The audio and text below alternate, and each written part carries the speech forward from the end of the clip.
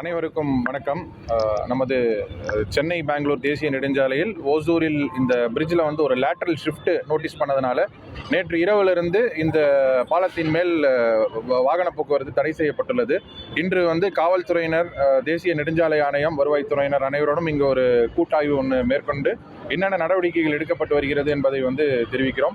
முதல்ல சேலத்திலிருந்து பெங்களூர் நோக்கி வரக்கூடிய கனரக வாகனங்களை தருமபுரி மாவட்ட ஆட்சித்தலைவர் மற்றும் தருமபுரி காவல் கண்காணிப்பாளரிடம் கலந்து பேசி பாலக்கோடு வழியாக திருப்பிவிட்டு ராயக்கோட்டையிலிருந்து ஒசூர் இஎஸ்ஐ ரிங் ரோடு எடுத்து செல்லுமாறு ஏற்பாடு செய்யப்பட்டுள்ளது.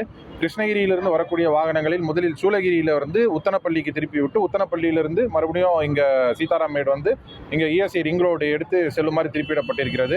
தொரப்பள்ளி அக்ரகாரத்திலிருந்து ஒன்னல்வாடிக்கு வாகனங்கள் திருப்பிடப்பட்டு ஒன்னல்வாடியிலிருந்து மறுபடியும் அதே இஎஸ்ஐ ரிங் ரோடை பிடித்து நமது சூசுவாடி சென்று பெங்களூர் செல்லுமாறு அறிவுறுத்தப்பட்டுள்ளது.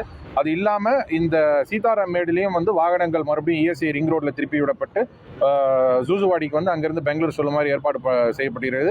5வது டைவர்ஷனாக இந்த நாம் பார்க்கக்கூடிய பெங்களூரிலிருந்து கிருஷ்ணகிரி செல்லும் பாலத்தில் 3 லேன் இருக்கு. அதில் ஒரு லேன் கிருஷ்ணகிரியிலிருந்து பெங்களூர் செல்லும் வாகனங்களுக்கும், 2 லேன்கள் பெங்களூரிலிருந்து கிருஷ்ணகிரி செல்லும் வாகனங்களுக்கும் ஏற்பட்ட மாதிரி பிரித்து விடுறதுக்கும் நம்ம பேசியிருக்கோம்.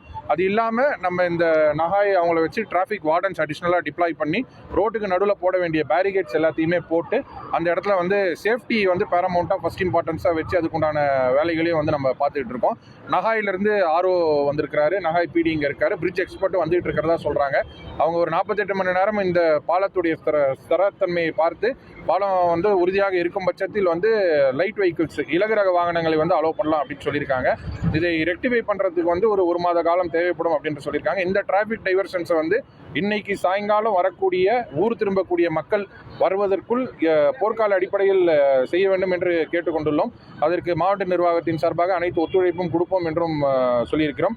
அதனால் கூடுதலாக காவலர்கள் மற்றும் கூடுதலாக டிராஃபிக் வார்டன்ஸை நியமித்து இந்த ஒரு இக்கட்டான சூழ்நிலையை சரி செய்வதற்கான அனைத்து பணிகளும் போர்க்கால அடிப்படையில் நடந்து வருகிறது என்பதை தெரிவித்துக் கொள்கிறேன்.